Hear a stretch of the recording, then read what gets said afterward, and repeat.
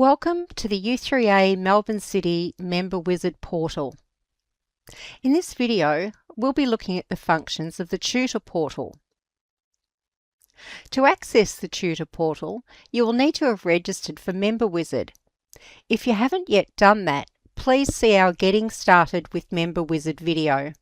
After logging in using either your email or membership number, you will be taken to the Member Portal main menu. Click on Tutor Portal in the menu options. You should see your class or classes displayed along with a number of menu options. Most of the menu options will be greyed out until you click on a class. After you've clicked on a class, you'll be able to access the menu options. When you click a menu option, a pop-up screen will display the function.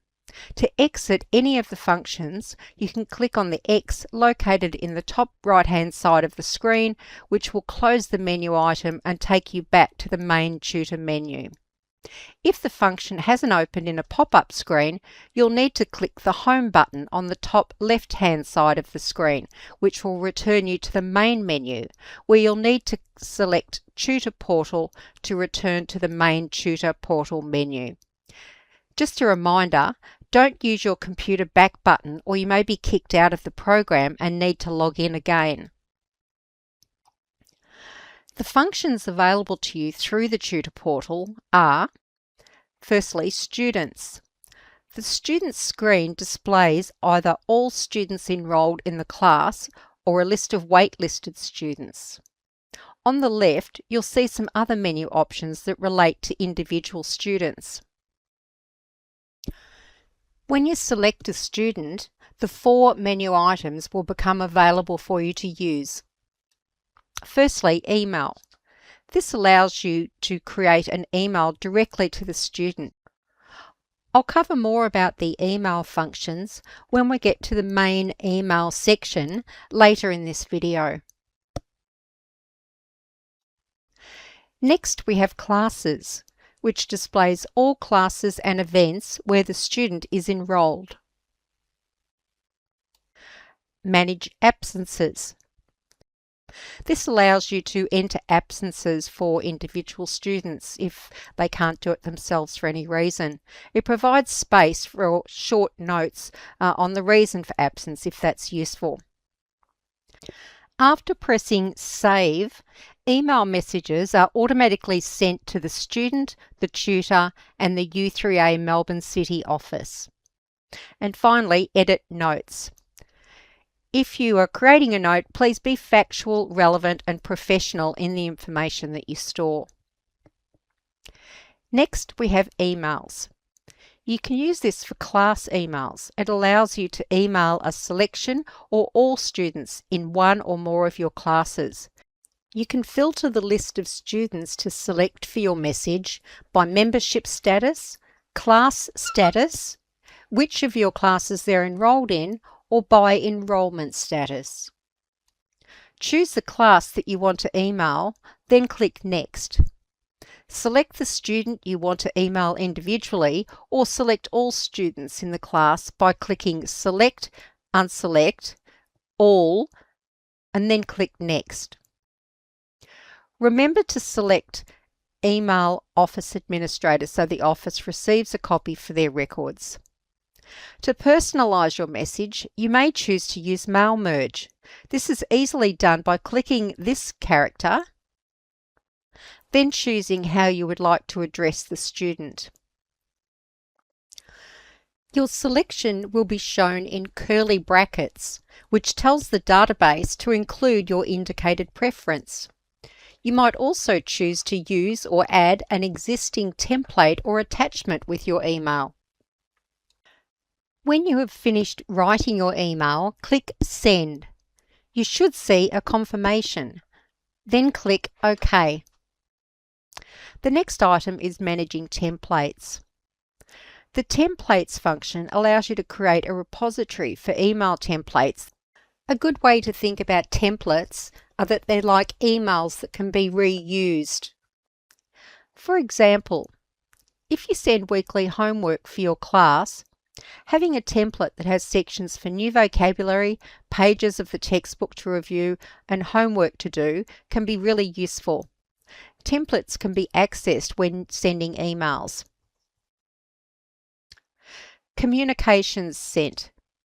This provides a chronological record showing exactly which emails you have sent to your students. You can view the full text of the messages within this screen if you click View or double-click on the communication. The list includes the specific subject line or document title, such as an invoice number or newsletter title. Mark attendance. This screen enables you to create an online record of class attendance. First, choose the date of the class. A quick way to mark attendance is to mark all students as present, then just click absent for the ones who are missing out on your fabulous class. Then we have advise absence. You can mark an individual student as absent and write a note about their absence here. Select the date or dates that the student will be absent. You can include a note if it's relevant. When you're done, click Advise Absence. This will update the student's official records. This can be useful if the student has told you they would be absent but may have forgotten to mark themselves as absent. Class details. The recorded class details for classes that you tutor. You have no ability to modify this material, it's only for information. Print attendance sheet. This generates a printable attendance sheet if you prefer to record on paper initially before updating the system later. You can choose the date or a range of dates to print out. Print class list. This generates a class summary with class details, students, and contact details for the members of the class. Print waiting list. This generates a similar list to the one above. Print name tags. U3A Melbourne City does not currently use name tags, but this option is there if you need it. The option lets you print name tags on your home printer or to a PDF for your class. Class resources. As a tutor, you can provide resources such as homework sheets, vocabulary lists, tab charts for guitars, etc. To add a file, click Add. Give the file a name, then choose the resource type, file or web link. Click Select File, then locate the file on your computer. Click Open, then Upload. You can upload an entire term's resources if you want to, but please be aware that students will be able to see all resources that you've uploaded.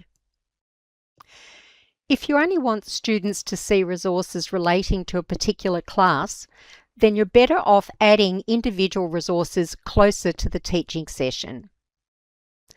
Something else worth noting is that only students enrolled in your class are able to see the resources. They'll be able to access the files via the Member Portal. That's it for this video. We hope you found it useful. Don't forget, there's more help available by clicking the Help button at the top right-hand side of the portal or via the written how-to guides.